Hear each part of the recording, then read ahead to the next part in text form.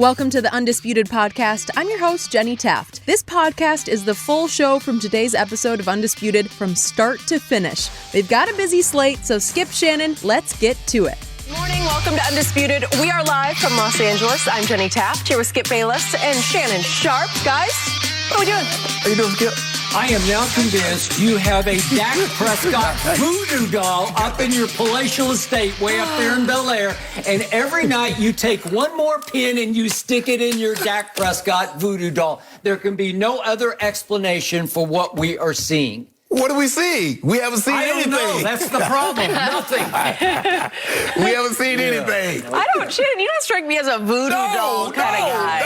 Yeah, maybe not. Maybe not. Well, we will get to that, I promise you. We're going to get to Joel Embiid's big new contract in a second. But first, since you want to talk about Dak, since you want to talk about the Cowboys, let's start there. Dak Prescott remained limited in practice last night, and just days after a MRI showed positive signs of his muscle strain healing, Mike McCarthy told reporters that the team is, quote, playing it cautiously with their franchise quarterback.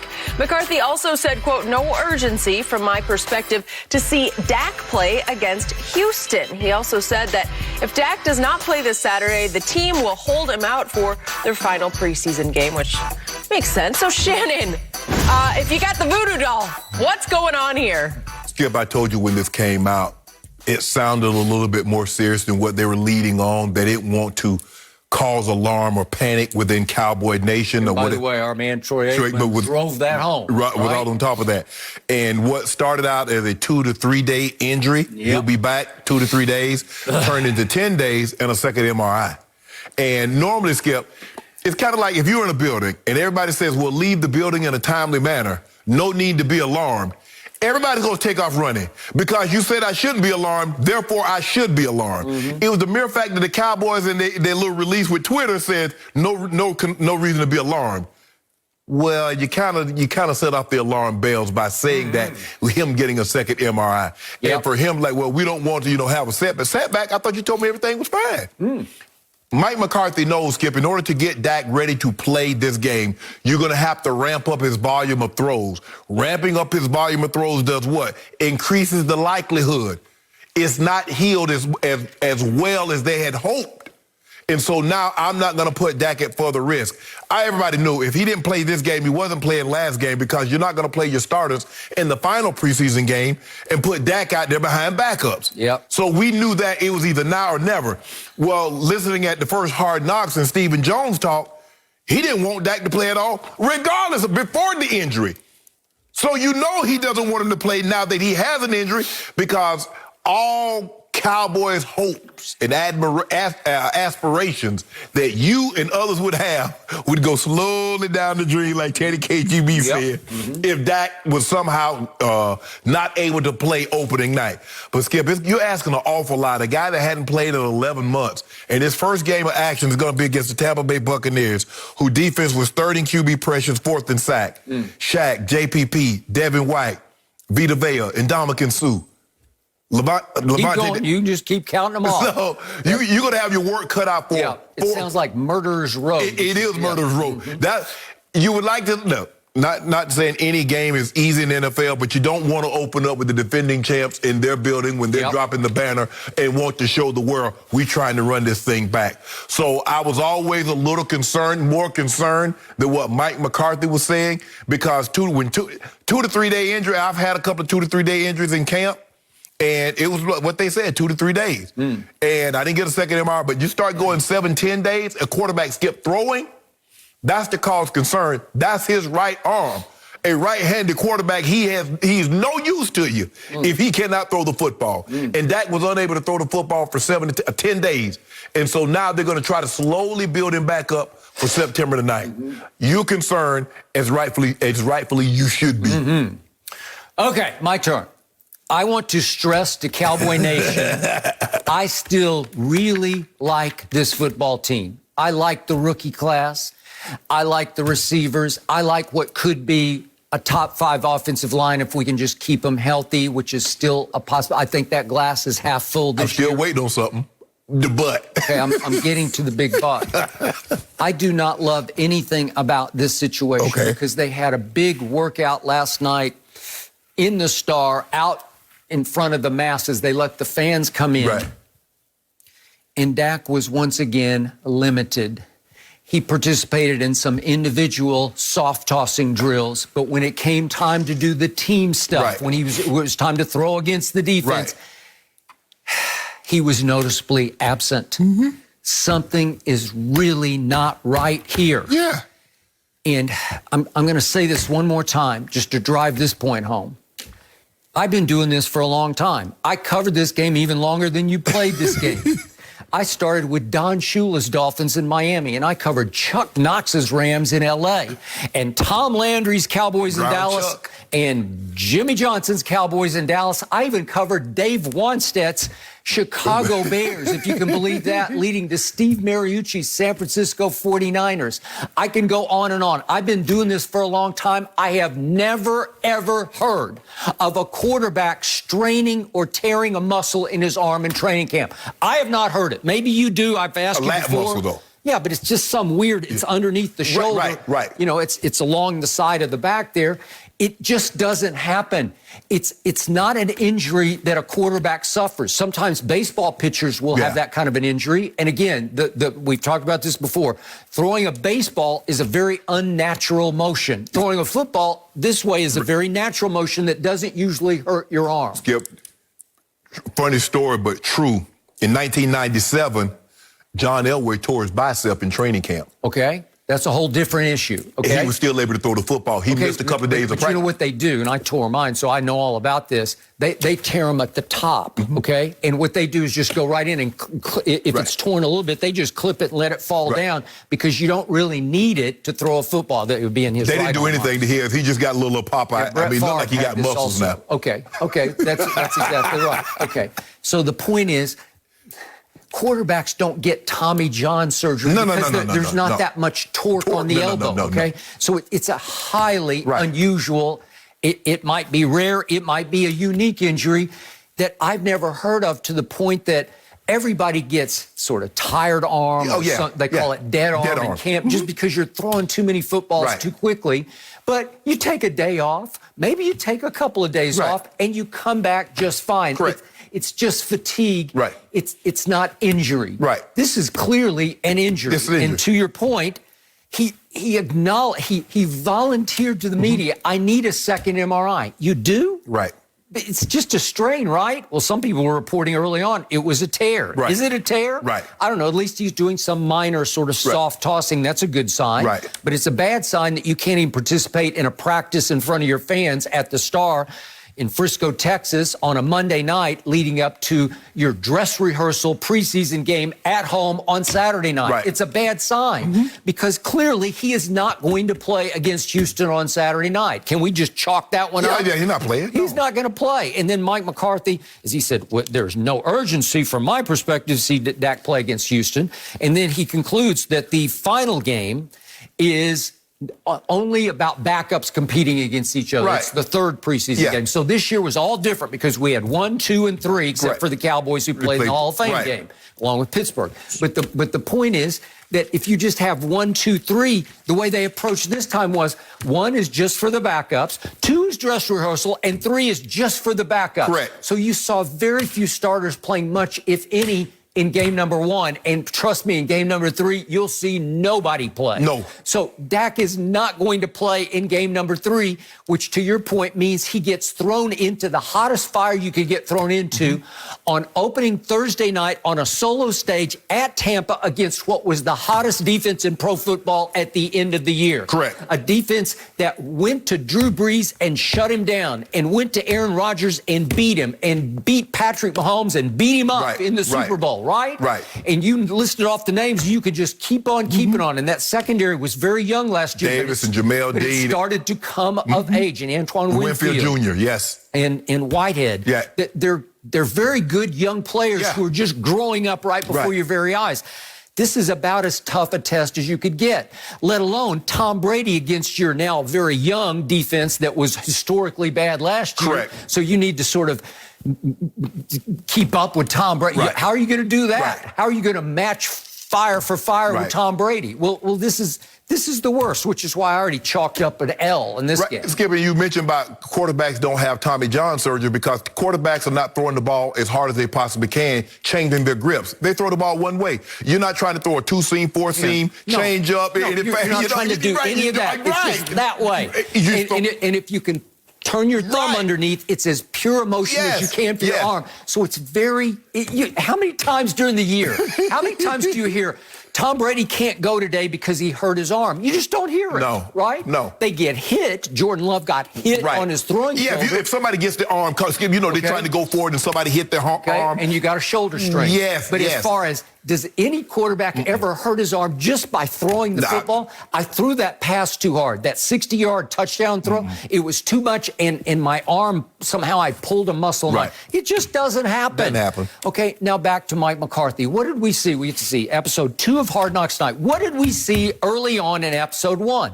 We saw Mike McCarthy in a meeting saying, what's Dak up to now on the GPS? So they're actually tracking how many throws he's making. GPS, however you want to do it. He had some number 575 that he attached to it that I don't really understand. But the point was, somebody says, one of the kids, one of the interns or somebody tracking this says, he's up to 575. And Mike McCarthy says in a meeting of coaches, ooh, that's way too much. Well, how would you not have tracked that already, right? If you are basing your whole approach post-Green Bay to coaching football to analytics based, isn't that what he says? Because he spent a whole year with pro football. For the cameras. He already knew the answer. That's why he asked that question and brought. He already knew the answer. So that's what makes it seem like, you see how they track it now? And Dak is already up to 500 and something, and we don't want him to get over 500. So that's way too many throws. We need to back it. We need to back him up. It sounded like you let it run away under your nose. Why shouldn't you have known that as you got toward the danger point, right? But here's the thing, Skip. They're tracking that on the field in real time. That's what you do. They got things in pads so you can actually track it. So somebody's it's like running a pedometer. You can count your steps. Yes. What do they call that things? What do they call it? Pedometer. Something that counts, just like an Apple Watch to count your steps. And that's basically what it is. It's counting how many miles, how many yards, how many feet you've run. And that's a bit much. He's a little heavy. Okay, we got to dial him back down. Right. Well, how could you have let it get to the danger zone without monitoring it earlier? Because remember, Mike spent a whole year at your favorite website, Pro Football Focus, learning second level, third level analytics. So this is one new stat that he didn't monitor in Green Bay with Aaron or Brett, right? So he says, ooh, we got to dial him down. Next thing you know, we see Dak mic'd up at practice, and he's muttering under his breath. Blah, blah, blah, blah. Reps. Why they take me out? I need these reps. I need these reps, and he's furious about it.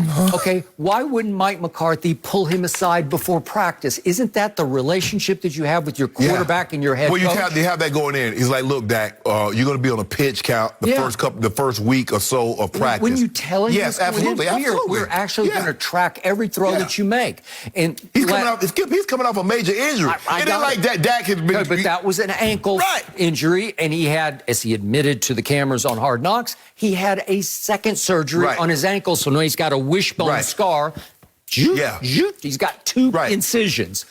And we didn't know that exactly, although maybe that was reported. I don't remember. But he says they kept that from the media. But again, that was my only concern going in is, will that stand up to battle? Will he be able to step in? And he said early in camp, I need some preseason reps just to make sure it's okay. But you watch Dak when he warm up, what's he doing? You throw the ball from waist down. Okay. Well, he broke his right ankle, Skip. That's the ankle that you plant and drive off of. So if he comfortable enough driving off the ankle, or is he just using too much shoulder? Okay. So we saw some sort of B-roll video of him in camp just throwing the hell out of it. Yeah. Those targets, those baskets. Yeah. And he's throwing rockets. Right. Okay, and I'm thinking, wow, I love that. Right. But did he throw too many too soon? But to the point that you pull something in your arm, I've never heard of that. Okay, and I've also never heard of a coach then not explaining to especially the player, the quarterback, I'm going to cut you back in practice. And so Dak's furious, muttering F-bombs under his breath about how dare them do this to me. And see, then again, Skip, that's all for show, because in a situation like that, I'm not saying Dak is the equivalent of John Elway, but John knew what periods, how many throws he's going to have in X amount of period, and how much he was going to throw, and when he was going to be off. That's something you relay to him. See, this is why sometimes I don't like Hard Knocks, because I believe this is something that you did for the camera. Right. So it's going to get Dak being upset because you haven't relayed to him, Dak, we're going to take some of your throws because we feel you're throwing too much, but it plays out really well on the camera, and it looks like Dak is frustrated because he hasn't been given the information that he needs. What is that about? It's crazy. It's not the way you run America's team. It's just so amateurish to me. Yeah. And it plays out right before the world to watch on Hard Knocks. Right.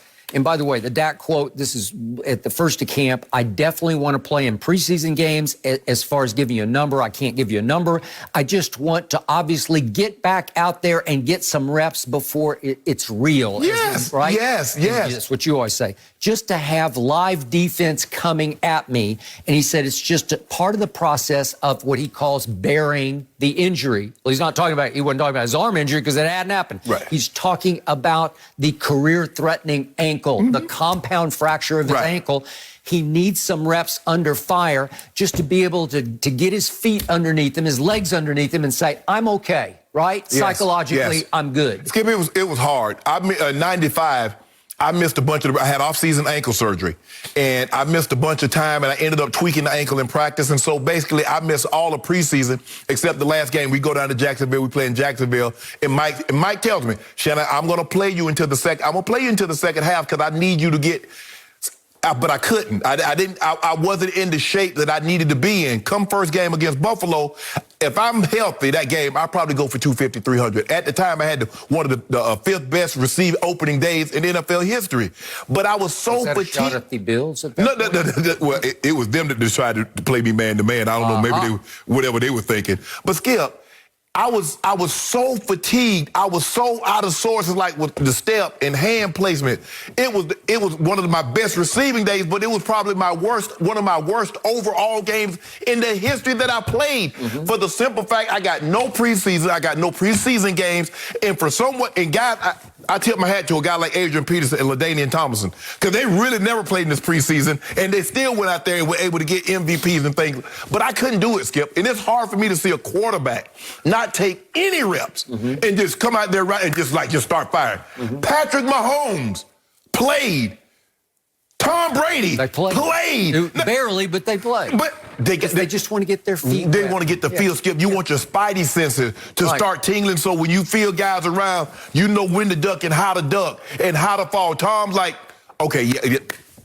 But for Dak to not take any, and you gonna go September 9th, says, okay, Dak, go in there. Tampa Bay Buccaneers, one of the best defenses in football. Go handle that. Yep. Okay. So McCarthy last night before that nighttime practice said, this is more about we don't want to create a setback possibility. Well, how can there be a setback possibility if this is no big deal, nothing to see here, move along? A setback possibility means it's really not good. Right. It means it could go again and you go right back to square one and he would be missing regular season games. Right.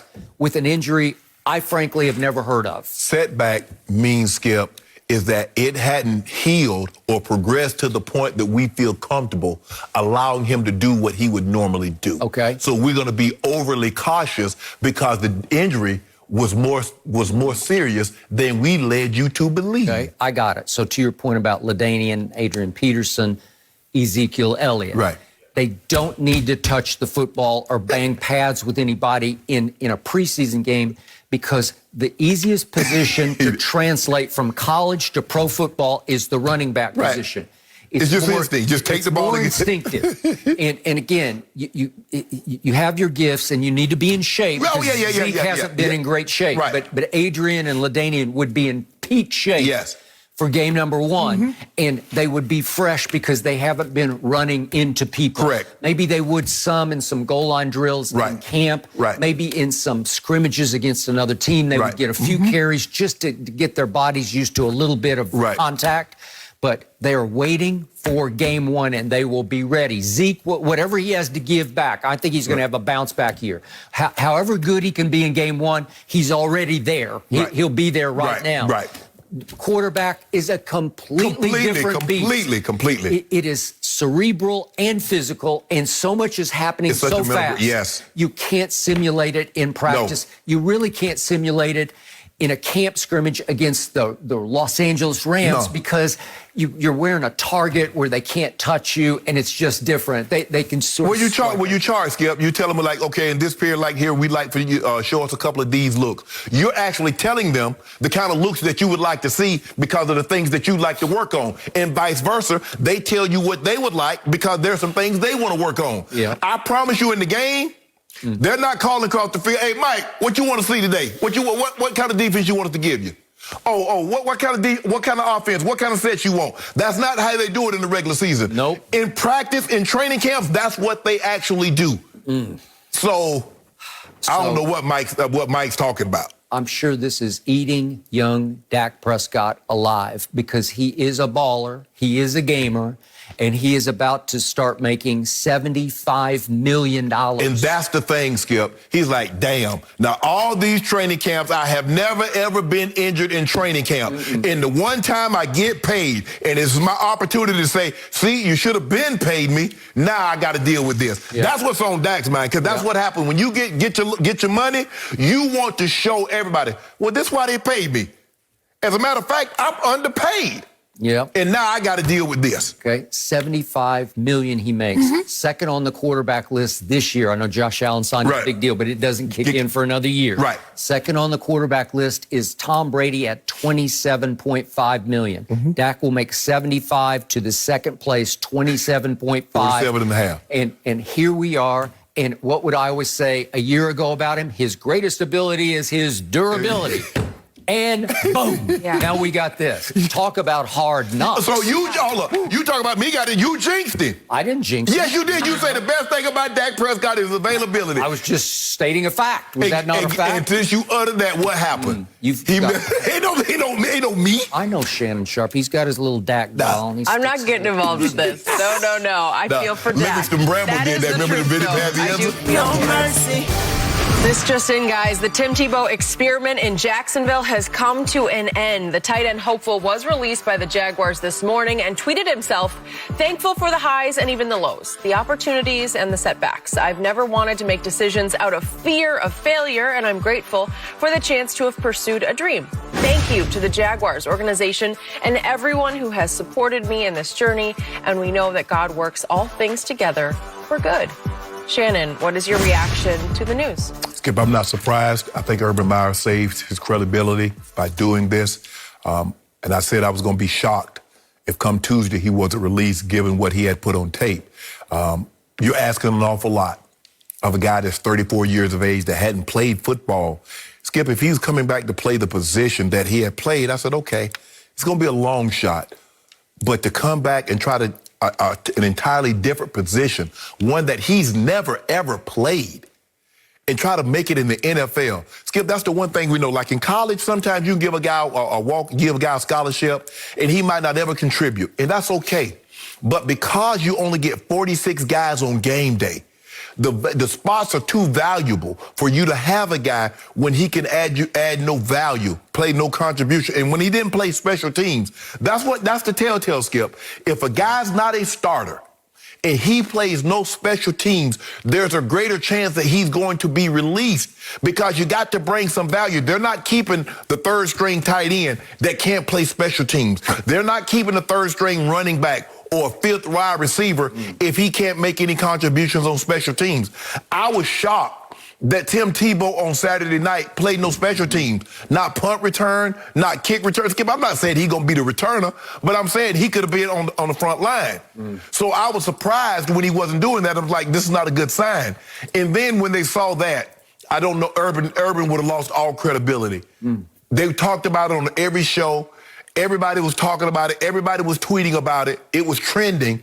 And so I think in order for Urban to save some credibility and maintain his voice in that locker room, this was the decision that had to be made. And Jacksonville, I just hate that somebody missed the opportunity because Urban gave a friend, a former player of his, an opportunity that I don't believe he deserved. Someone else deserved that opportunity, but they didn't get it. Yet I will remind you, you have said every time we've ever discussed Tim Tebow, he will make the roster because of Urban Meyer. Yes. You said it yesterday. I did. Any other tight end would be cut, you said, off of the block that he missed that I didn't think he actually missed. I thought the other block that you showed, that was worse because that was half-hearted to me, and that was, I'm lost. I'm not sure where to turn my head. Should I go into the second level and get the linebacker, or should I, and he just sort of half-heartedly touch the defensive end. Okay, so I get that second block, and yet you were on record from the start that Urban Meyer will make sure he's on the roster. Yes. So I want to say I am shocked over this and that I was wrong about this because I thought from the start Urban would have a special under wraps package for him, that he would use him the way he did back to Tim's freshman year. I know it was a long time ago, and he's now 34 years of age, and that would be back when he was 19 years of age. With Chris Leak as the starting quarterback, Tim was in a package of jump passes and wildcat packages where he would run with the ball on goal line or short yardage. And he scored a lot of touchdowns as a freshman, and he made a lot of first downs as a freshman. And that's the kind of role that I think Rex Ryan wanted to use him in New York, and it never quite materialized with Mark Sanchez. They never could figure out how to do it. So that was the end of him. So now Tim's resume will show basically in 2011, when that team, your Denver Broncos, was 1-4, he was given a chance to sort of sink or swim, and I think John Elway, who had just taken over the franchise, John Fox was the new head coach in place of Josh McDaniels, who actually drafted Tim Tebow 25th overall, bottom of first round. At 1-4 that next year, after Josh had been fired, Josh got himself fired over what happened in London. Well, Josh got fired in 2010. But I'm saying this year before. John Fox took over in 2011, Okay, so this is 2011, and they go 1-4 with Kyle Orton as the starting quarterback. And as they're heading to Miami, I believe Elway and Fox sat back and said, let's just get this over with. Let's throw him out there and give the fans who are screaming for Tebow what they want. Every time. Okay? And they went to Miami and they pulled it out. He did not play very well until later in the game, late in regulation and overtime. They pulled it out and won the game with the late field goal in overtime. And then here we went. And you know what happened. They got on a roll. They led the league in rushing thanks to Willis McGahee and Tebow's ball handling. And they ran what Tebow ran in college. They did a really nice job of switching in midstream. And here they went, and he almost made the Pro Bowl that year, but they won the division. And then they beat Ben Roethlisberger, Mike Tomlin in a playoff game. He threw the pass to Demaryius Thomas. And that's it. That's going to be his resume, because then they went to New England for their second playoff game and got wiped off the face of the earth by the Patriots. It was a big Aaron Hernandez game. That was where they used Aaron Hernandez as the H-back. They sorted Tebow with him. He lined up next to Brady much of the night. And they're handing him the ball and flipping him the ball. And he ran them off the field. You remember. And Tebow got the you-know-what kicked out of him in that game. So that's going to be his resume now in pro football. So this year, I thought that there's no way, and you echoed this, that Urban would even bring him to camp and humiliate him or put him in a position to be humiliated unless he had already decided, I'm going to save a spot for him to be a designated scorer or first down getter in a package.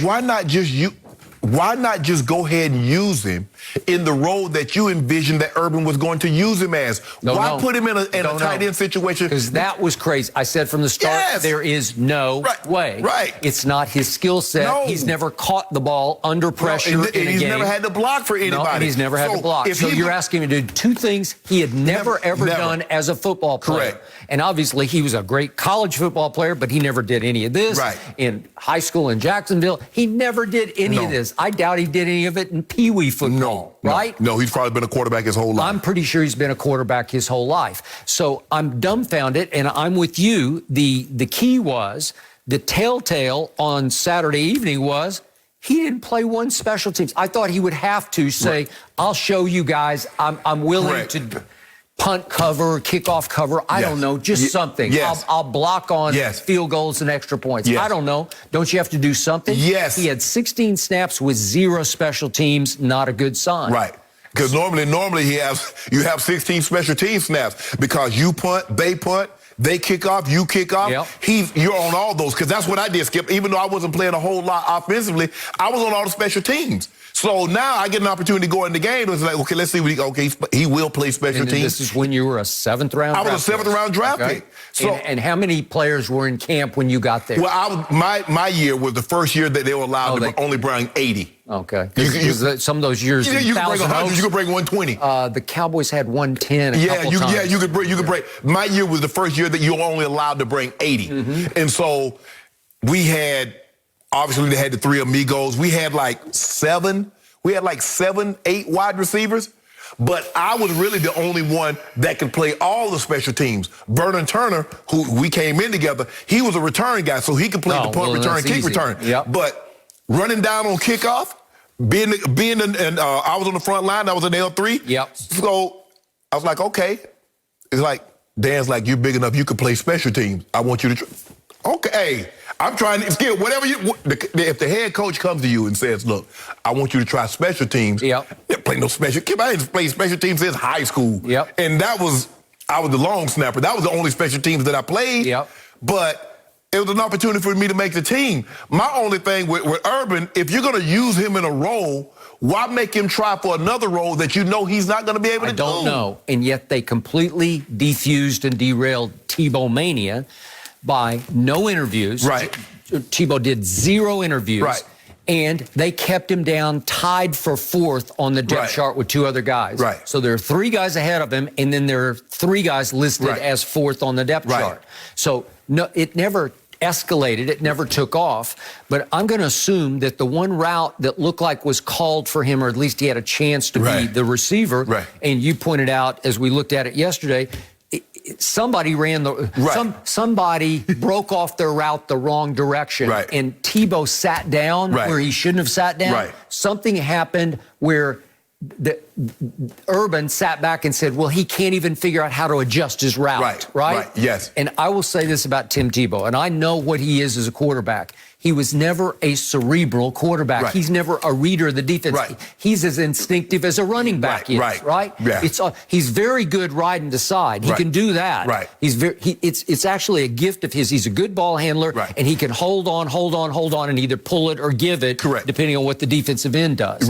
So he's great at that. But as far as reading, seeing, progressions, 1, 2, 3, that's not what he does. And it didn't translate into tight end routes either, because he's not a particularly cerebral He's never run routes. You're asking a guy that's never run a route to all of a sudden run a route and then on the fly realize that they changed defense. That's what a receiver has to do, and to be on the same page with a quarterback. Okay, we call a route and we think we're going to get quarters. Well, they go to cover 2, which is 2 deep zone. Hold on, wait a minute. Now what do I got? You got to think. Okay, and everything in the West Coast. I don't know what time they run, but Skip, everything in the West Coast offense was adjustable.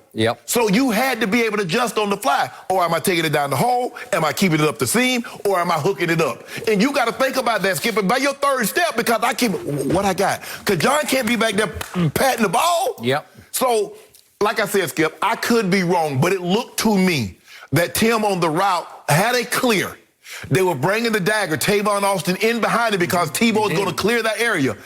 Tebow turns and looks and see Gardner Minshew steps up. Sat down. He said, well, I'm going to sit down. But you can't do that. Now you got 2 receivers about 5 yards apart.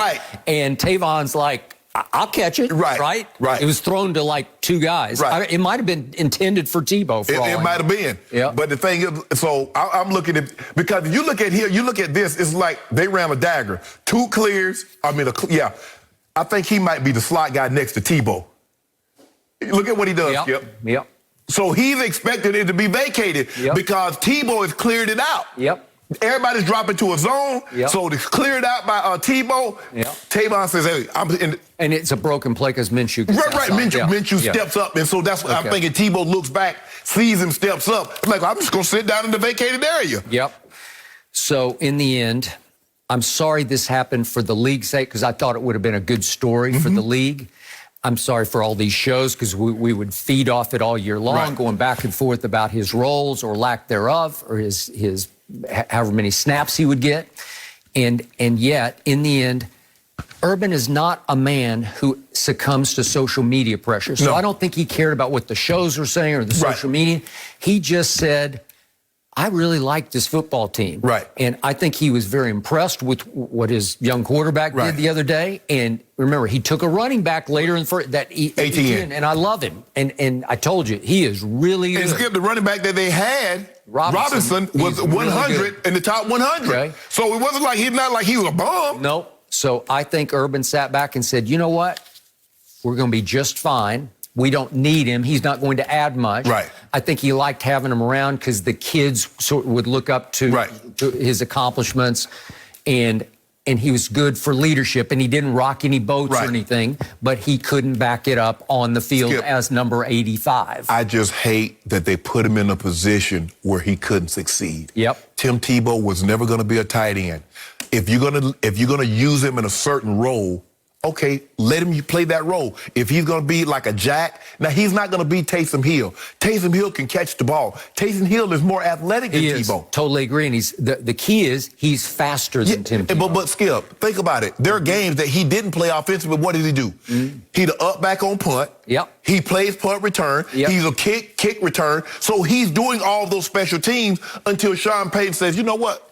Man, this guy's really talented. We got to find a way to get him on the field. We can hand it to him. We can put him under the center, let him get quarterback draws. We can do a lot of different things with him. Taysom Hill is a much better pocket passer. Yeah. He can sit in the pocket and throw it pretty well. He's obviously challenging Jameis for the starting job. Skip, they throw the ball down. They throw the ball to him going down the field. Yep. He's just not a guy you run a screen to or something like that. They can throw the ball to him down the field.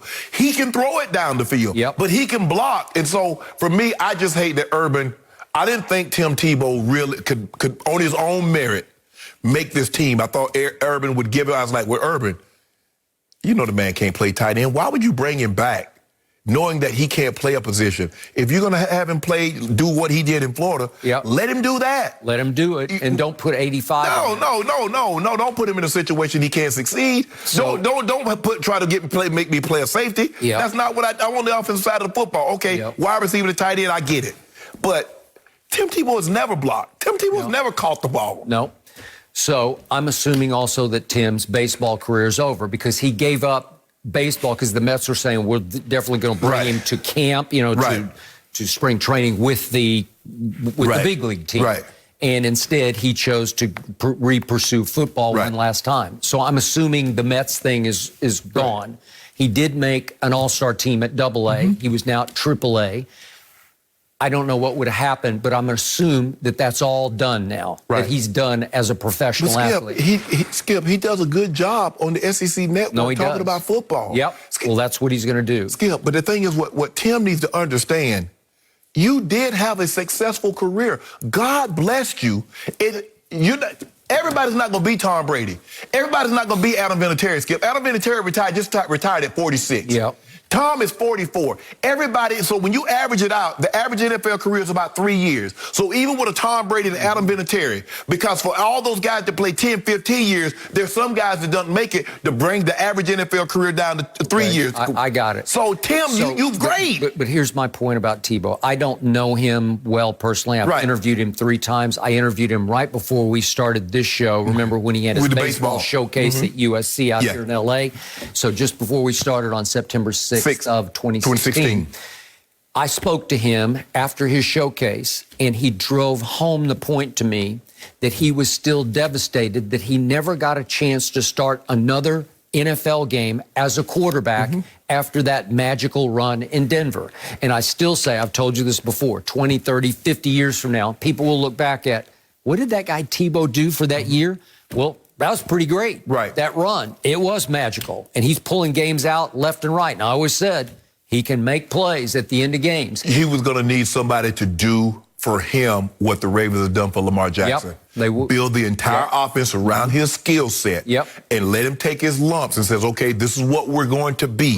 That's what you're going to have to do, Skip. So, ironically, if Peyton hadn't hurt his neck so badly that the Colts gave up on Peyton and just said, we're you never got done. a chance at Peyton. Well, that's what I'm saying. if Peyton never got hurt, if he stayed completely healthy, then does Tebow remain as the quarterback the second year in Denver as the starting quarterback? I don't know. Elway never was comfortable with it. No, they were looking for a quarterback. Yep. Well, they I probably don't know, but they'd probably taken you at quarterback. Okay, but they were under a lot of pressure to at least give him one more go-round, one more time around. And unless Peyton Manning knocks on the door and says, hey, can I play? Yeah. And you say, we'll take you, right? Yeah. Because Peyton wanted to go play for Elway. He wanted to go play for Elway. Okay. Even though, and that's how bad, Skip, Peyton couldn't throw the ball from me to that wall. They said he'd be in the locker room and try to throw it like 5 feet, and he had no 10 yards because his tricep was just dead. And the doctor told him, said, you might wake up Monday and you're right back to where you were before you had this injury. Yep. And it might not never come back. But for him to come back and to get what he got out of his career, But Skip, I just hate the urban mind. I didn't think Tim Tebow on his own merit could make it at the tight end.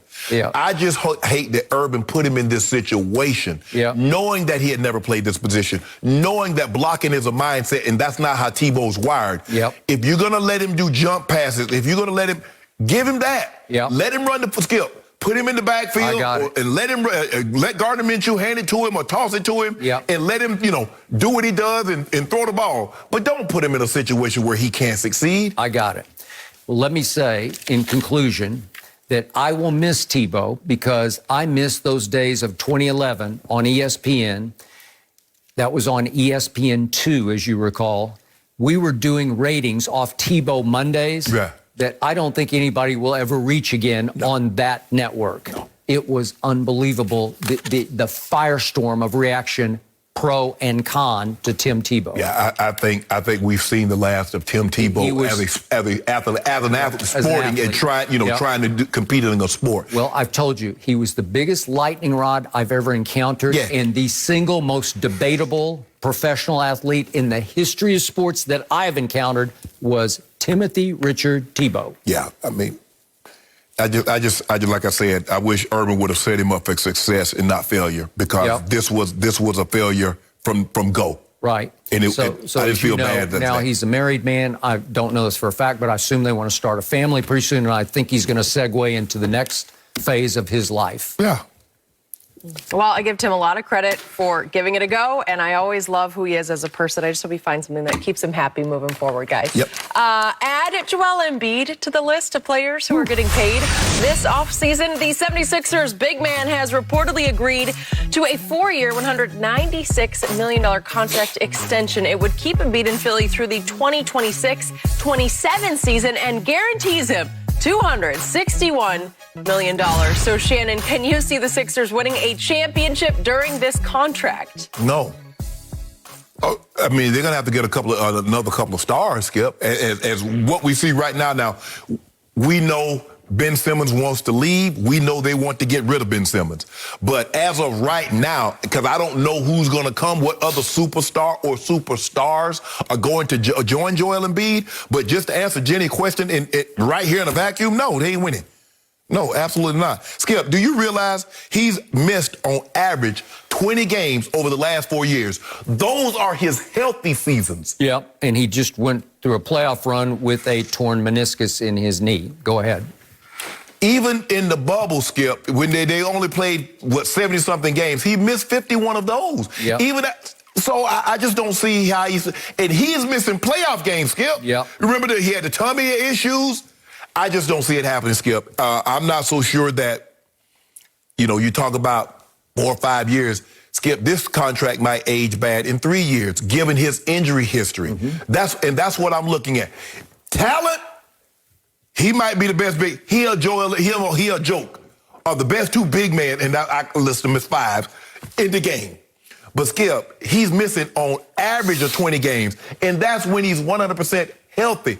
He's missed 295 games in his career. That's half of all the games that he could have possibly played. Okay. I understand why they did it. He had 2 years left. We can tie him up. We may want to make sure this guy's not going anywhere. We want to show him we love him. We love everything about Joel Embiid. But I don't believe they're winning a championship. Not with just Embiid. He misses too many games, and I can't count on him. I can't count on him. Okay. As you know, I'm his biggest fan. I know you and are. I have been since before that draft. When a member of the Sixers called me and said, hey, what's your gut feeling on Joel Embiid? I said, he's a monster. And if you can keep him healthy, because he was having feet issues at Kansas already. And when you get big men with feet, big men in feet. Start with Bill Walton. It just derailed his whole career after he was the MVP and took over the NBA Finals in '77. He was never quite the same because his feet just wouldn't allow him to stay healthy. Correct. So I said, if you could somehow keep him healthy, he'll be the best big man in basketball. I still believe he is. Again, you're a Jokic guy. I got it. And it's very close between the two. Right. But in the end, this guy would scare me more than Jokic, because when this guy goes monster on you, you just cannot stop him. And yet I can't defend him because his RPM is not the hottest night after night after night. But when he decides, he is truly unstoppable. He can terrorize you on both ends because he can rim protect like crazy.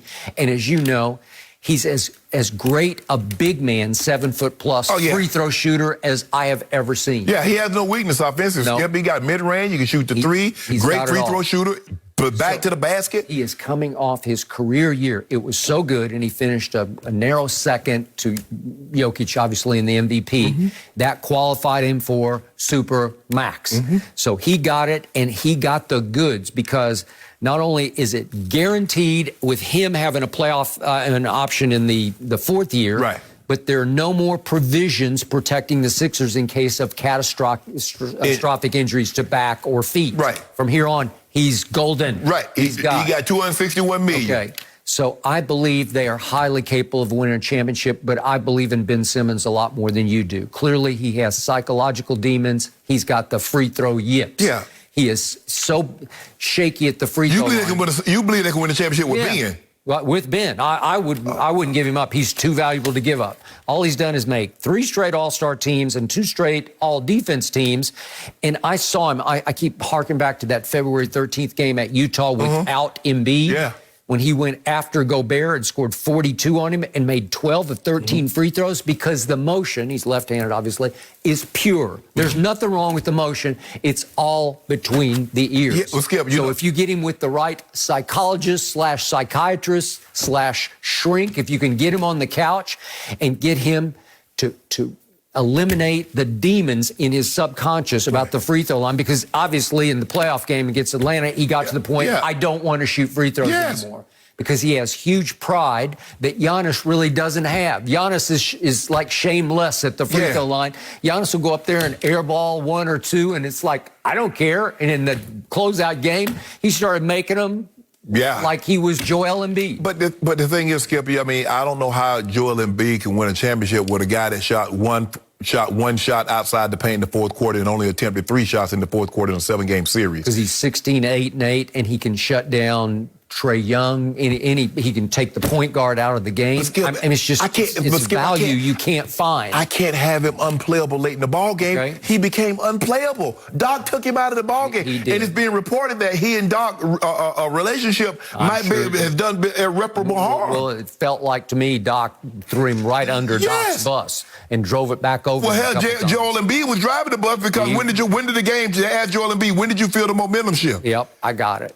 There's still a lot of talent on that team, because Tyrese Maxey has been dominating in the summer league. He's the 2nd leading scorer. They re-signed Kormaz. They re-signed Danny Green. They got Danny some nice Green, pieces. Tobias Harris, Shake, and how about Seth Curry, who made 45% of his 3-point shots? The pieces are there to be a championship team. Skip, they're not getting past Brooklyn. Okay, they're not getting past the Bucks. Okay, the piece they're missing is a floor general, because I don't love Ben initiating the offense at 6 feet 10 inches tall. That's what they do. He brings the ball up and he starts the offense. He is the point, whatever he is. Forward, whatever you want to call him. He's almost like a point center in a way.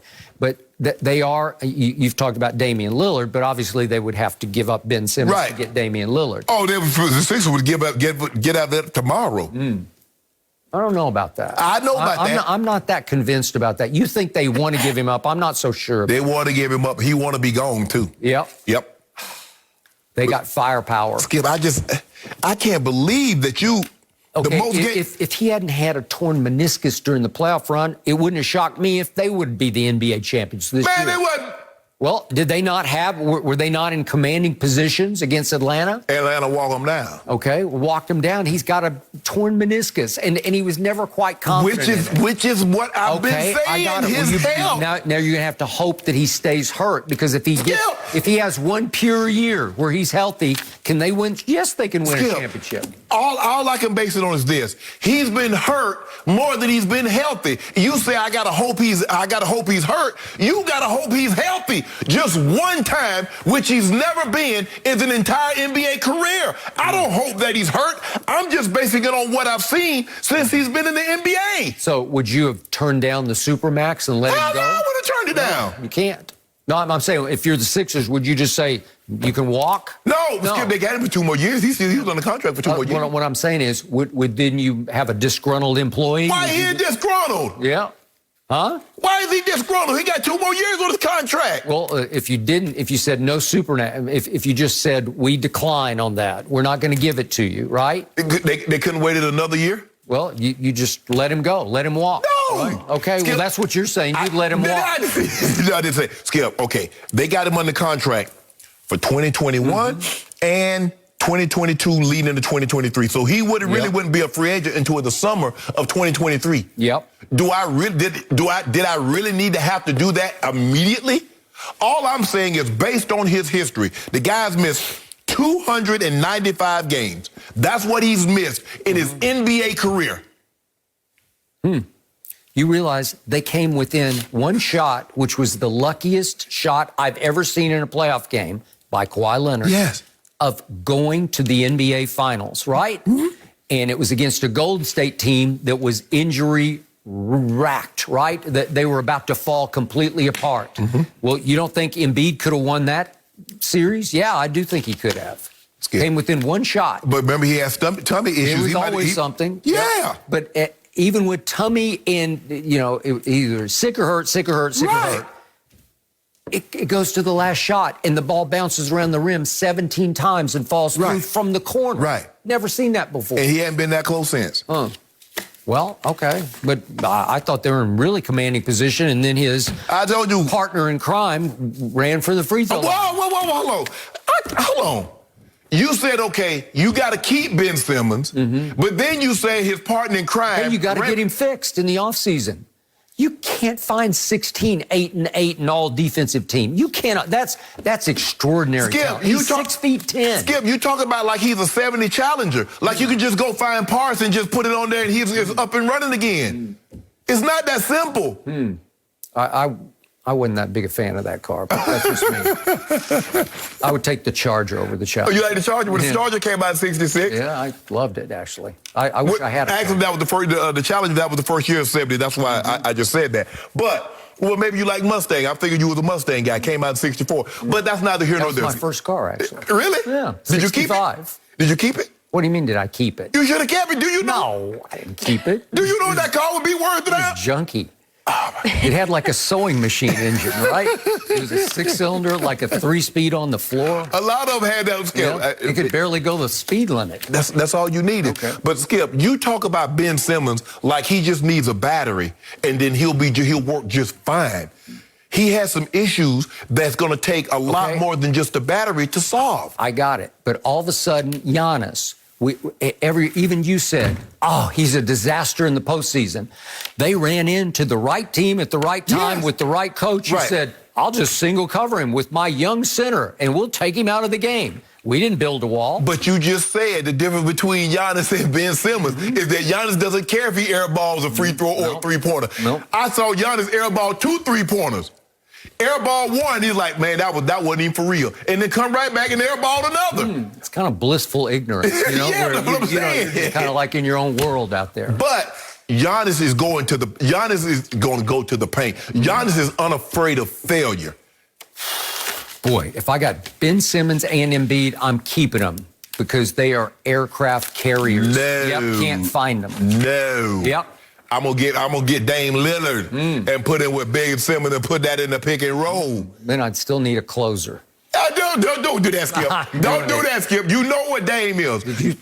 Yeah, it was Oh, my watch is broken in the Olympics. My watch broke. He was hurt. You know the man had an injured ribs. Hurt? Yeah, he had injured ribs. Did you see him at the free throw line? Yeah, the man had injured ribs. In the gold medal game? Clank, gag, clank, gag. I take Dame at Kevin Durant said, that's okay, I got it. Just let me get fouled on the inbound pass, and I'll go right down there, and I'll swish both of them, and we will be golden. They would go a lot farther with Dame Lillard and Joel Embiid than they would Ben Simmons and Embiid. I would get it. Now, if you had Dame on top of Ben Simmons. No. Then you'd have Brooklyn South is what you'd have. First of all, you still can't play Ben in the fourth quarter. Well, if he gets over, I saw him make 12 out of 13 at Utah. He can make free throws like crazy. Skip, they were down by 20. Atlanta was down by 26. They employed Hacker Simmons and ended up winning the game. Okay. Well, I've seen him when one year Brooklyn tried that, and he just shot him right out of the gym. Remember that? I do remember the that. Jared Dudley game with Jared shanked him. No mercy. Cam Newton got Patriots fans buzzing after posting on Instagram with a caption that read, quote, "I'm far from perfect, but loyalty, I deserve it." It happened to come shortly after Mac Jones was getting rave reviews after his preseason debut. But Cam says the two have nothing to do with each other. Cam told reporters, quote, "For somebody to take that interpretation as far as, I don't know how, but to relate to football, it had zero to do with football." So, Shannon, do you believe, Cam, that this had zero to do with football? I do. I'm going to take him at his word. It sounds like he's going through something in his personal life. Okay. And it's hard. It's hard to. And I remember, Skip, when I was playing, and I would always tell my girlfriend, I had two in my 14 years, I would say, I can bring work home, but I can't take you to work. And anytime I'm at work and you're weighing on my mind, you're going to have to go. We can't be arguing. We can't be carrying this on because this is it. It's kind of like the relationship you and Ernestine understand. Undisputed is number one in Skip. Ernestine's cool with that. She knows how important that is to you. She knew that from the first date. So in Cam's situation, he's mentioning about how hard it is with FaceTime. Now, I don't want to get into all these specifics. And Cam business is Cam business. But it's tough. A man that's a father, has kids, wants to be a part of their life, and the only way he can, have a relationship with them currently is FaceTime. Maybe he wants the mothers to bring them to him. Maybe, I know his dad very well. His dad went to Cecil. We good friends. We talk occasionally. He went to Savannah State. Maybe Cecil and his wife could bring the grandkids up to see him. But clearly he's going through something off the field. And Cam knows in order for you to function your best on the field, off the field's got to be calm. And I'm not so sure that's the case right now. But hopefully he gets that resolved. I believe this comment, hell, I had to basically take a snapshot of it and then try to decipher with that crazy-ass font that he be writing in to try to decipher what he was actually talking about, Skip. But when you listen to him talk about what's going on, I can see that. And, look, I'm from Atlanta. I know situations, but that's for Cam to discuss. You very well could be right about everything you just said, and I have no idea what's going on behind the scenes with Cam Newton. The problem with this post is the timing of it. It came one day after Mac Jones was getting rave reviews for a solo Thursday. It wasn't solo, but there were just a couple of games on Got a standing ovation in the game. That's what I'm saying. He all of a sudden, he's it in New England. They got the next Tom Brady. I was kidding you about Mac Brady because you like Mac Jones. And I think that stung Cam. I don't know if it stung him enough to post loyalty, I deserve it, because it very well could be, it was directed strictly inside his personal life. Skip, why would anybody go to New England expecting loyalty? Ask Drew Bledsoe, ask Ty Law, ask Lawyer Malloy, Richard Seymour, Willie McGinnis, Ty Law, Logan Mankins. Skip, do I need to go on? Why would you ever go to New England and think you're going to get loyalty? Ask Tom Brady. Okay. Too true. But speaking of Drew Bledsoe, who was obviously the quarterback, for those who don't remember, before Tom Brady, he said the other day that Cam Newton deserves a full year of starting after what he went through last year with that same stuff that was left in the cupboard after Tom Brady, because yeah. now you've got a much improved offensive roster this year. You actually have some legit targets. You've beefed up your offensive line. You've added running backs. Although I couldn't tell by how quick Isaiah Wynn let Chase Young hit Cam in his back. Not good. But again, I agreed with Drew Bledsoe's point that Cam deserves a year, because what happened last year?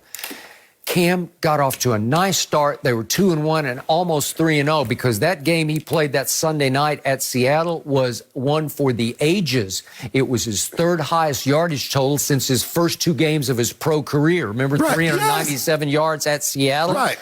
And he ran for another 47 yards, and he made a bad choice at the end of the game. Read. It was just a bad read. If you just bounce it outside, now we're having another conversation, because they'd be 3-0. They'd be the talk of not the town of the league, right? But they were 2-1, and guess what? Right on schedule, he got COVID. And he misses a week, and he was never quite the same after he came back. And I have no idea how much COVID hurt his just his ability to be physical. Drew Bledsoe thought he deserved to get his job back. Yeah. Did he get it? No. Skip, you remember the rest not history? Thank you. Yeah. Skip, you remember the running back, I think it was a Sunday night. Jonas Gray, I think his name, Gray, rushed for over 200 yards. Do I? Late for a meeting. At Indy. Was late for a meeting and never started again. It was out of the league. Done. Why would anybody in New England think they deserve anything, given his history? Ty Law's in the Hall of Fame. And Bill Belichick says, okay, move it along. Richard Seymour has been up. He's going to be in the Hall of Fame. He's like, nah, I'm going to move on. Willie McGinnis, who is the all-time leader in sacks in playoff history. Agreed. Loyalty from him. Okay, so no matter how Cam intended this post. Loyalty, I deserve it, will not sit well with Bill Belichick, because I'm sure he interpreted it as, oh, now you want me to gift you the job this year. Bill ain't even on that. Bill still talking about MySpace or Face app or something. Nothing goes unnoticed by that guy. Yeah, but Skip, it will be brought to his attention, and he will not love it, because the Patriot way is to keep everything internal, in-house. I agree. The timing couldn't have been worse.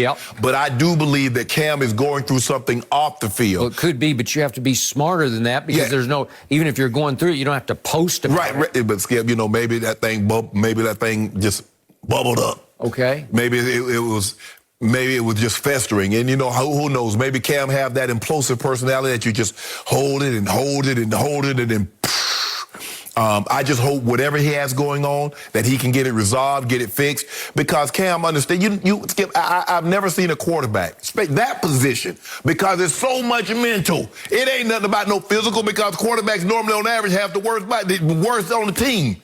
Except for him. It's here. Skip, it's all here. You can't worry about, I don't worry about nothing. I ain't worried about, the ring going on, it's yada yada doing this and yada yada doing that. Your mind got to be free. Totally agree. And anytime I saw guys skip that before the cell phones, I mean, they had cell phones, but they were very expensive, $2, $3 a minute.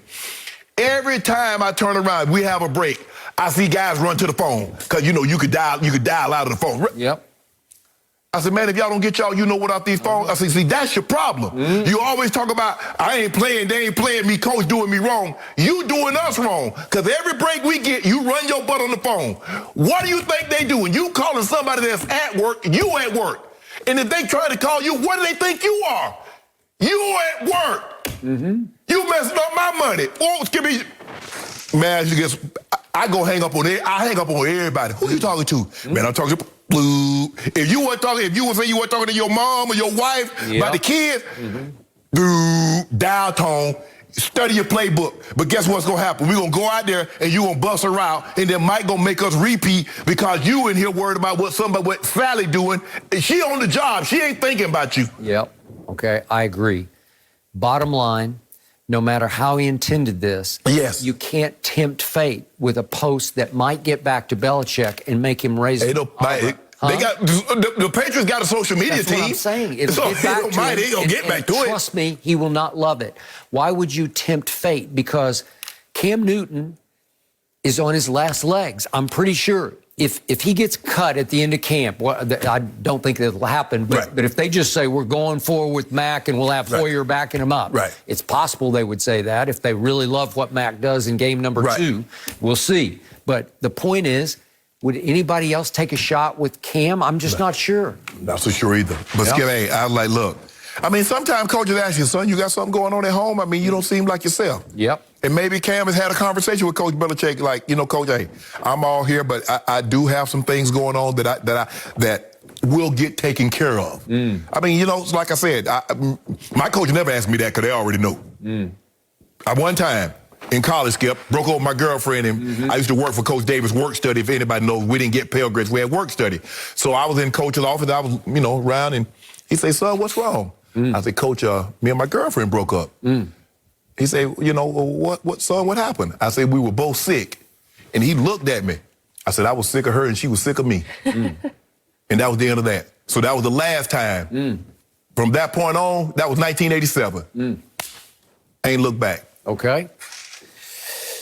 I don't know. I don't know what this means. Belichick probably doesn't know for sure what it means, and it's not a great sign for Cam. It was a bad idea. Don't hit send, as Coach Herm once said. I mean, I think the thing is, you're right. The timing is bad, but I do believe that the people or the person or persons that he was sending, they're trying to get their attention. I believe he got their attention. Now, whether or not they respond is a different matter. I would prefer Cam to handle this situation behind closed doors, and not because he's like, it wasn't about football, it's about something else, and he mentioned his kids. I just prefer he would have handled it with whomever it may concern. But it's out there now, Skip. It's out there now. It is what it is now. No mercy. Well, LeBron didn't hold back his criticism of the NBA's play-in format for the playoffs, saying whoever came up with that bleep needed to be fired. And yesterday, Commissioner Adam Silver said he understands where LeBron was coming from, but that the two have talked, and LeBron, quote, understands the context of the league. Silver did admit that he would be open to, quote, tinkering with it if necessary. Shannon, should LeBron have spoken out publicly against the play-in tourney in May? Yeah, it was a dumb idea. It's great, Skip. If you want to make it this year, I get during the bubble, because you had that big, long interruption. You had teams that were really close, and you're only coming back 8 games to get ready to go into the playoffs. So I get a team that's one or two games. But if you play 72, you play a full season. Guys scratching and clawing. Okay, those are the 8 best teams. It's not fair that I do everything I possibly can after 82 games. Now, if I'm I'm an 8 seed, I got to play the 9. I got to play 9 and 10. How's that fair, Skip? What is that about? You know, reminds you of income tax, Skip. You know, income tax, they only started during wartime. But then they figured out, well, hold on. We get money. Why would I ever go back? Unfortunately, LeBron, I don't know if the NBA is going to ever go back because they've got money. Skip, like I said, if you wanted to do it this year to try to recoup some of the money that you lost during the pandemic, Skip, I get it. But what happens when you make a little money doing something? Why am I going to stop? Popeye's like, you know what, we're going to try the chicken sandwich. You know, Chick-fil-A, y'all doing the old chicken sandwich, but we're going to try it. And guess what's going to be on the menu forever now? The Popeyes chicken sandwich. Unfortunately, LeBron James, guess what's going to be on the menu moving forward? Play-in tournament. I think it's a dumb idea, Skip, for the simple fact. Imagine, Skip, if I'm in the NFL, I go 17, because now they added the extra game, Skip. I play, man, I'm the 7th seed. Nah, 8, 9. We still got, you still got to play. You got to play in, you got to play in for the play-in. Nah. Once I've had a full season, Skip, that's more than enough games. I'm the 7th best, or excuse me, I'm the 8th best team, whatever the case may be. But unfortunately, they got revenue. And Skip, you can't look at it now, because I understand you got the perfect matchup. You got Steph Curry and you got LeBron James. I don't know if you get Sacramento or you get OKC battling, you're going to generate the ratings that Steph Curry and Golden State and LeBron James, Anthony Davis, Lakers are going to generate. But I agree with LeBron. I think it's a dumb idea if I play 82 games, you still going to have a play-in tournament.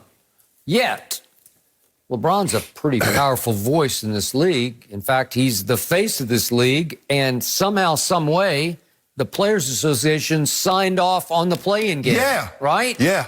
So where was LeBron to head this off at the pass? He can't, Skip. Why wouldn't he tell Chris Paul, then the head of the Players Association, this is whoever came up with this, should be fired? It's one voice. You read the story, what was it?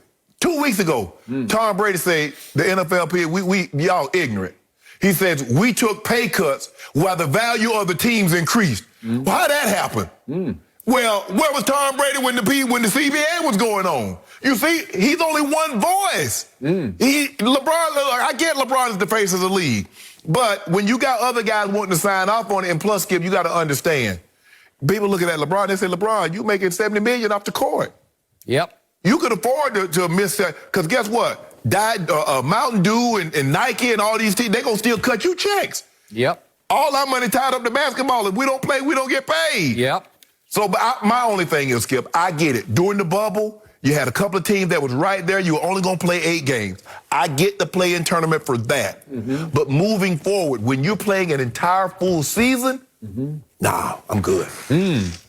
So these words were uttered by LeBron James back on May the 3rd on a Sunday evening after they had lost a home game to Toronto. LeBron had scored a grand total of 19 in that game with 5 turnovers, so he hadn't had his best game. And he can be a little bit of a drama king after those games, and he gets a little irritated with himself and his team and life. And that's when he uttered those words, whoever came up with this, you know what, should be fired. Right. Well, at that point, they were 36-28. They were sitting in the 6th seed, so they were okay.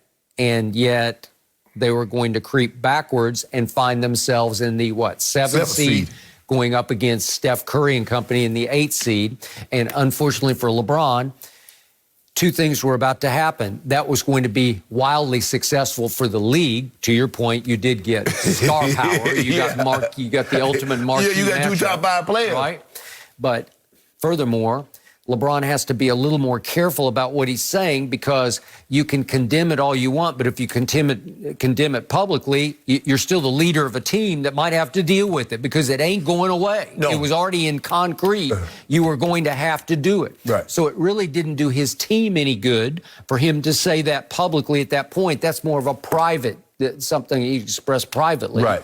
And because he said it publicly, Commissioner Silver felt like the last couple of days he had to get in touch with him and sort of pick his brain, get his input on it. Yeah, we talked to him. Yeah, pay a little lip service to LeBron. I don't think it's going to change You know much. what, Commissioner? I'm sorry. I shouldn't have spoken like that, but it's still some bullshit. Yeah, do you think he said that? Yeah. I don't think That's he what said I I'm would have said. sorry. Well, that maybe you would have. I don't think LeBron said that. So the point was, he did have to play it, and as fate would have it, he got poked in the eye, and he was seeing 3 rims at the end of the game, according to him, and he picked the middle rim, and it was the right one, and he hit a shot that won the game. Can I ask you a question, Skip? So after 82 games, we don't know who the best 8 teams are. After 17 games, the NFL were to do this. So after 17 weeks, after 18 weeks, now 17 games, we don't know who the best 7 teams are. They took borrowed the idea from baseball. They did. And I, Skip, I don't like it in baseball. 162 to play one. If I have not determined who the best teams are after 162 games, because, Skip, I don't like that.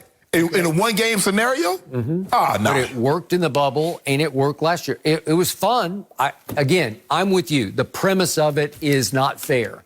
I agree, because you're going to play, how many did they play this year? 72? 72. Usually 82. Right. I assume they'll be back to 82. They'll be back to 82. But think about this. They played 10 fewer games in 2 fewer months. Okay. So, back on course next year. Yeah. And then it renders it takes some of the fire out of it, because it seems like, well, wait a minute, you played 82 games. Why do you have to play one more? That's why I didn't like the extra Skip, the extra seed in the extra playoff team in football. Okay. Skip, you know how hard it is to make the playoffs when you're only taking 6. I got it. You like, okay. In every games matter. Okay, but obviously these owners took a beating during the pandemic, and they say, we want to recoup as fast as we can so we can keep paying you all the money we pay you. Right. And to do so, one new gimmick that will will help fill the coffers back up are these little play-in type. Okay, so once the coffers are filled back up, can we stop it? Well, I doubt it, because it was too successful. Exactly. As you said, all of a sudden, Pandora's box opened and gold spilled out. Skip, once somebody find out that you'll pay for something, you'll never get it for free again. True. No mercy. So the Crimson Tide continue to roll. Nick Saban has Alabama as the AP preseason top team for the fourth time in 6 seasons. Skip's Oklahoma Sooners come into the season ranked second overall, right ahead of Clemson, who sits at number 3, and Ohio State at number 4. So Shannon, do I even have to ask you, did the AP poll get this right? You know what it is, Skip Bayless. I don't. When it comes to college football, it's Alabama and then there's everybody else. Really? Be it Ohio State, Michigan, Clemson, Oklahoma, Texas, it doesn't matter. When it comes to college football, really, it's that burgundy with that A on the side. You know, on the side of that helmet. You know that, I know that. So don't play Skip Bayless. All of a sudden, you talk about Spencer Rattler. I haven't even said a word yet. You want to talk about it? No, I want to talk about that thing, that stink steak that Coach Saban got down there again. Yeah. They bring it. It does smell down there. Yeah, because they're all new down there. Skip, do you realize that since Coach Saban has been in Alabama, he's won 40% of the national titles? Is that good? I just want you to tell me. It's not very often you find the 2 greatest head coaches in college football history go to the same institution. And I remember when Coach Saban went back to Alabama. Why would he go to Alabama and have to be in Coach Bryant's shadow? Lo and behold, they built a statue beside Coach Bryant's statue that's bigger than Coach Bryant's. Interesting. Last 3 recruiting classes, Alabama, 1. 2, 1. Skip, everybody else they talk about they don't rebuild at Bama. They reload. It's like they shooting, we out of ammunition, put more in. Because the running back that's the backup was a 5-star. That's what we do. I say we. Your day coming. You know what happens to Oklahoma when they get to the playoffs. Clemson beat the brakes off y'all. Y'all finally got your little, no, they beat y'all by like 100. We beat you by 100, had you 28-0 with Kyler. Remember Kyler? Had you 28-0. The 11-point score really didn't do it justice. So just go ahead and stay in the little Big 12. But you're going to get your comeuppance soon enough. When you got to run that gauntlet, when you got to see us on a regular basis, and LSU, and Florida, and A&M, your day will come soon enough. But stay away from the big boys right now, Skip. That's not your lead. That's not your fight. That's not your fight. Really? Interesting. So are you telling me that Coach Saban, for the first time in his career, is going to call offensive plays this year? Is that what you're suggesting? We got Bill O'Brien. Bill O'Brien is going to call offensive plays? And you're happy with that? You're confident in that? As long as he's not the head coach. Help me out here. Would you rather have Lincoln Riley calling plays or Bill O'Brien? I've never loved Bill O'Brien. I thought he was pretty much a product of Thomas Edward Patrick Brady Jr., and that's what Coach Saban is about to find out. You've got Bill O'Brien doing what Sarkisian did so brilliantly for you. Even, I'll take Lane Kiffin calling plays over Bill O'Brien.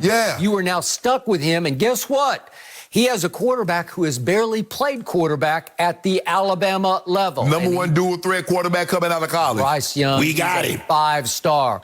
Are you sure he's going to be that guy? Is he going to be Mac Jones? When was the last time Alabama had a quarterback that wasn't that dude? You want to go back to Jalen Hurts? You want to go back to Tua? You want to go back to Mac Jones? Oh, you want to go back even farther? You want to go McCarron? Win national championship. Yep. I will bet you 10 cases of Diet Mountain Dew at this moment that Spencer Rattler will win the Heisman Trophy. I don't care about no Heisman. You don't care about it? We don't care about the Heisman. Oh, okay. We got who won the Heisman last year? You're just conceding that my guy's going to win the Heisman. They'll tell you what Talk we do. about dual threat. My guy can't. He's got a whip of an arm and he can move. Let me tell you what. I tell you what you won't bet 10 cases of Dew on, that y'all win the national championship. Because that's what we do. When the last time y'all won one of them things? Now that I come to think of it. It's been a little while. A little while? How long? But we won a whole bunch of them before that. Y'all ain't won as many as Alabama. Back to like 1999, unfortunately, Bob Stoops' early years. And now you wanted Bob Stoops gone. I did, because he had that early breakthrough, and then I don't know what happened. But I love me some Lincoln Riley because he is the best play caller in college football. And the quarterback is back, and the running back who opted out last year, Kennedy Brooks, is back, and he is the best breakaway threat in all of college football. And Austin Stogner, who blew blew out his knee last year, is back, and he is the best tight end receiving threat in college football. And if you throw him together with Marvin Mims and Theo Weiss and Hazelwood, who was a 5-star recruit, all of a sudden we are explosive at all the skill positions. More explosive, I believe, than your team will be. Lincoln Riley, huh? Lincoln Riley, Yep. Lincoln Continental, Yep. Lincoln Navigator. Yep. Alabama by 20. How about Abraham Lincoln? Yeah. That's what he is. Alabama by 20. Yeah, I'll take That's what I like. Abraham Lincoln. Yeah, well, Bill O'Brien is calling your plays, and I'm going to He called remind plays you. for Tom Brady, got it to the Super Bowl. No, Tom called all those No, plays for himself. So I will remind you, in this past draft, you had 8 players go in the first 38 drafted. Say that again. That's ridiculously great. And then I'll also remind you that in the previous draft, the 2020 draft, would you believe you had 4 go in the first 15 and 10 in the first 3 rounds? Maybe that's depleting the pipeline. Yeah, I don't know. Maybe these players won't be as good. You never know. You know why the guys go pro? Because there's a chance that the guy that's backing up going to beat them out for the job. So you got to go in pro and make that money. Alabama, that's what they do, each one teach one. So Julio had to get on up out of there because here come Amari Cooper, and then here come Ridley, and then here come Judy, and here come Ruggs, and Waddle, see and any one of those receivers left in the stable? Mechie, yeah. They call him Big Meech. Yeah, do they? Larry Hoover. They call him that. Yeah.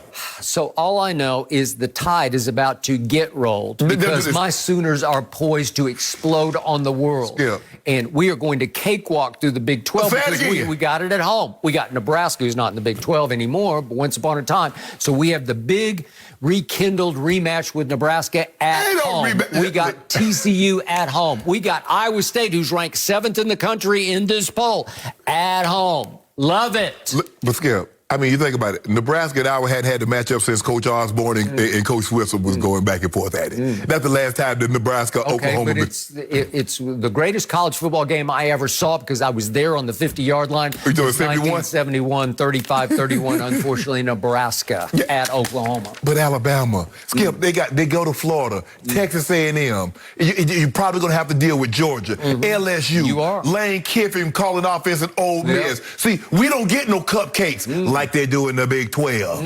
You know that. That's why when we get ready for them bowl games, that's why we beat the brakes off people. What did LSU do to Clemson the year before? Beat the brakes off them. What did we do to Ohio State? Beat the brakes off them. That's what we do. Bill O'Brien. You're stuck with him now. Y'all had Georgia down by like 20 points with Baker Mayfield, the Heisman Trophy winner. And then y'all let Jake Fromm just walk y'all down. Jacob, whoever it was, walk you down. It was. Baker got hurt. Hey, no, Baker didn't get hurt. He did get hurt. He got his feelings hurt because he was up there celebrating. Remember, he scored right there before the half, and he come back running down the sideline. He was running this, having a good old time.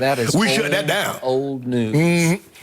Oklahoma win a national championship is old news. Coach Wilkinson's not coming back.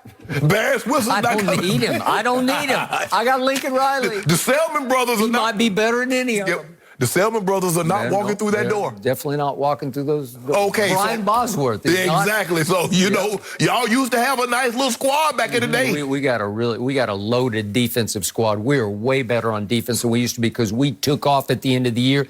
And guess what we did to Florida out of the SEC and Kyle Trask out of the SEC? We did a 55-20 on them. Yeah. Tony opted out. Kyle Pitts opted out. All the guys opted out except Kyle Trask. Yeah. Come on now, you know y'all ain't gonna beat them boys if them boys to come.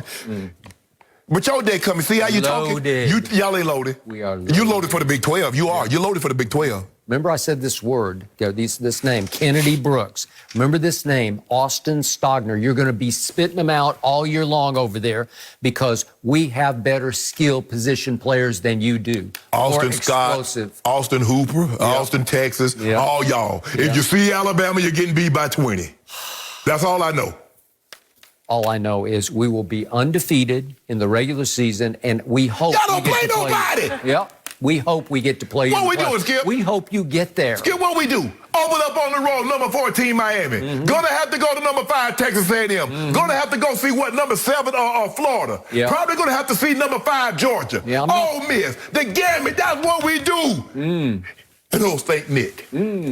Don't worry about it. He said, I got this. 7 national championships. I can't wait until the Monday you come in here cursing Bill O'Brien. And you'll have to bite your tongue over there and Bryce hope you don't say one of those bad words on TV because you're going to say, blah, blah, blah, Bill O'Brien. Bill O'Brien is fine calling plays. St. Nick handles this stuff. Skip, think about this here. How many of those great play callers have ever gone on and head coach and beat St. Nick? Steve Sarkisian, you'll get his chance. But what about Jimbo Fisher, Lane Kiffin, all those guys? Name the one that beat St. Nick after they left St. Nick. I'll wait. We're running out of show, so you better hurry up. Yeah, Jimbo this year. Yeah, Jimbo. We beat the brakes off Jimbo. Jimbo go to Florida State. It don't matter. You got to go to College Station. It don't matter. Yep. We run them up out of there. Skip, you know Coach Saban keep a stanker on his hand. You got a new quarterback and a highly suspect play caller, you're in trouble. Hey, new quarterback gonna be just like the old one. All they do is win. We'll see about that. Name the last quarterback that didn't win 10 games, that didn't win a national championship for Alabama. I'll take Spencer Rattler over Bryce Young any day or night. I know what I got. You don't know what you got. Doesn't matter, Skip. Here we go. I was smiling the whole time you guys were arguing there about college football. SEC. Because, yes. That's where it's at, Skip. College football. Well, we're about to be there. Time of year. I have a feeling this is going to be interesting throughout the season to watch you guys go back and forth. Thank you for that. The countdown is on. Oh, can't wait to get back on the road. No mercy. The Tim Tebow experiment in Jacksonville has come to an end. The tight end hopeful was released by the Jaguars this morning, more than likely ending the Heisman and 2-time national champions football career. So, Shannon, how will you remember Tebow's football career, his legacy at this point? Skip, he had a nice career. It wasn't historically great, but he wasn't a bust. He did want to play out. He took a team to the playoffs. He won a division title. It was brief. I think that's the best way to sum up his NFL career, Skip. Brief. Probably wish someone would have given him an opportunity like what they did for Lamar. Build the offensive around him and say, son, we believe in you. We believe in your skill set and what you can do, and we can win this way. But his career was brief. I didn't see him playing even in the 11 games. It was 11, I think 11 games. I didn't think he could play that well. And, it was, a lot of things have to go right. You get Chicago running out of bounds, and you get Matt Prater kicking a 59-yard field goal to send it to overtime and a 51-yard field goal to win it. His career was brief, Skip, but I think he should be proud. He got an opportunity to play. A lot of guys, their dreams die in college. A lot of guys' dreams die in high school. But he got to fulfill a dream of his, which was to be an NFL quarterback. I'm sure he would probably say it didn't go and last nearly as long. Yep. It was almost like a merry-go-round, Skip. An amusement park ride. They don't last 30 minutes. They last to give you the thrill of your life for like 2 or 3 minutes. And that's it. And that was kind of like what his career was like, Skip. It was like an amusement park ride. It didn't last very long. Okay. So, quick personal note. A lot of people thought from the start I became a Tebow fan because we share the same faith. Trust me, had absolutely zero to do with what was about to happen. I don't know Tim Tebow. I've interviewed him maybe 3 different times. I have no personal connection, never talked to him on the phone, and never talked to him about our faith. Not ever once, except in maybe a question I asked him during an interview. What got me was, as I've told you before, was my Oklahoma Sooners we just discussed. I grew up in Oklahoma City, went to my first game age 5. They wound up playing Tim Tebow's Florida Gators in the national championship game. And what won me over was in the second half, I wasn't even a Tebow fan. In fact, he sort of rubbed me the wrong way with the way he was just so brazen about everything on the field that he was easy for me to hate as an Oklahoma fan. He just took the game over in the second half with a little help from Percy Harvin. But then I saw that halftime speech after the game that he gave, that Lord have mercy. We're going to take the ball. Remember that one? And I said, that's scary. That guy, I kind of want him on my team. So ahead of that draft, I said on ESPN, If I were drafting at the bottom of the first round, I would take him, but only if I were committed to let him run the Urban Meyer Florida offense. Right. If he can run that, you could win some games with him in pro football, but he is never, I said it, period, end of story. He will never make a Pro Bowl. He almost did make one in 2011, but he didn't. Remember, Josh McDaniels took him with the 25th overall pick, and I said, good for Josh. Then Josh gets fired, but at the end of that year before, Tim got his chances. And he did pretty well because they had a home game against Houston Texans. Remember this? Matt Schaub. And he outplayed Matt Schaub, and he threw for 300 yards and scored the winning touchdown with his legs.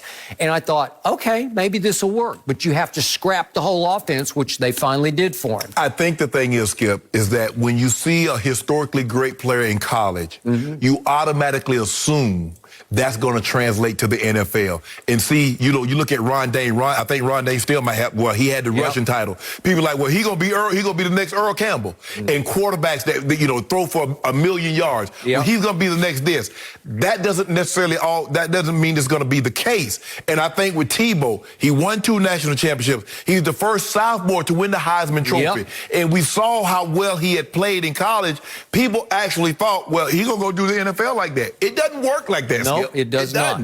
But when he did get his opportunity and they scrapped the offense and let him run right and decide, play action pass, all of a sudden he took off late in games. Because what I will remember most about that magical ride, in my whole career, I've never experienced anything like the duration of that ride, because it was Sunday after Sunday after Sunday. Explosive Tebow finishes. He led the NFL in QBR in the last 5 minutes of those games in Denver. You want to talk about a psycho competitor? And as Eric Mangini once said on the air back in those days, he said he gets more accurate late in games because he just wills the ball where it's supposed to be, because he wasn't a naturally gifted passer. But late in games, it would get where it was supposed to be. And when it was time for him to hit Demaryius Thomas late in the playoff game and overtime, obviously, to win it, he hit him. It wasn't a perfect pass. It was maybe about right there, but he pulled it off, and they beat Pittsburgh in a big playoff. It's almost like it's the opposite of Tom Brady. Skip, if Tom Brady had had a storied, stellar college career like Peyton Manning, nothing Peyton Manning did surprised nobody. No. Because he'd been calling his own plays since college. He had played really well in college. Tom surprised people like, well, hold on.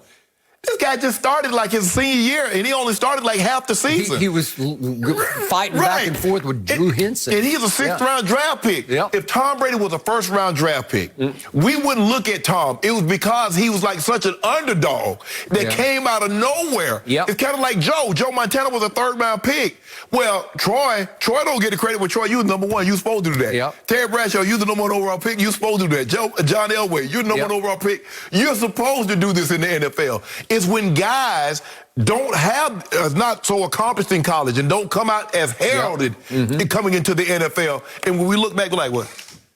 How did he do that? So what I will remember most is it was such a wild ride that we took our show on ESPN all the way to Denver ahead of the New England at Denver regular season game. And we're in a bar in downtown Denver at what time would it be if it's 10 o'clock Eastern, it would be 8 o'clock. So it's 8 o'clock in the morning on a Friday morning. People are hanging from the rafters in a bar to celebrate the legend that was growing of Tim Tebow. And it was simply the wildest show I have ever been a part of. In Bronco country, they love them Broncos, but they winning. And we even had a video that won the Webby Award thanks to DJ Steve Porter. All He Does Is Win, which featured me and going crazy for Tim Tebow on ESPN, and it exploded and became a national phenomenon. His career was brief. But it was something. It lit up the sky all the way to the New England playoff. He fulfilled his dream. It didn't last 10 years. I'm sure he would love for a career to have 10 years. But you got an opportunity to play in the NFL, live your dream as a quarterback.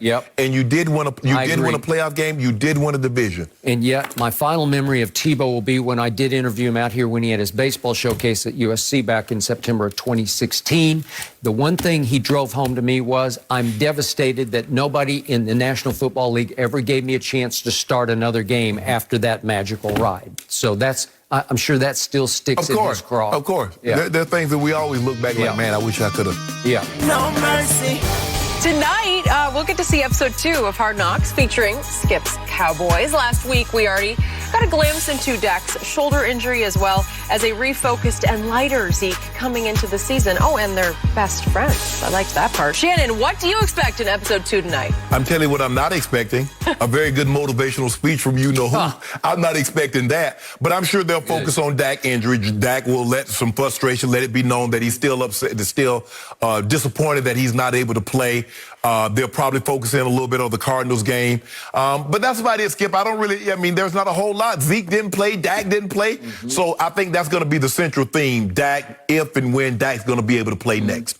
Dak seems to like and trust this film crew for Hard Knocks because he opened up in ways I'd never seen him open up last week in episode 1. I expect more of the same tonight. I think he'll dominate tonight, and I think he will shed light and open up more about what's really going on with his injury as this episode proceeds. Now I get my news from Hard Knocks. Do you expect to see Jerry eat another breakfast sandwich with a ton of salt on it? So what's Jerry and Steven role in this second episode? I don't think Jerry's going to play a predominant role, and I think it will start to eat at him, and he may voice his frustrations by the end of the episode, right? Yeah, I agree. But I don't really know what else they're going to do with Zeke. I mean, Zeke's not playing. I'm sure he wants to play. No, he probably don't want to play. He's like, I haven't taken enough brews. I can just get in the game and be able to go. So I'm anxious to see what Dak has to say about his injury, because I'm sure he's going to discuss Micah Parsons will continue. Oh, yeah. And as well as he should. Yep. He's always hungry, though. I wonder if he's lying. Always looking for the snacks. That is it for Undisputed. Skip Shannon will be all over that episode tomorrow on the show. The Herd is on now. Have a great day, everyone. Undisputed.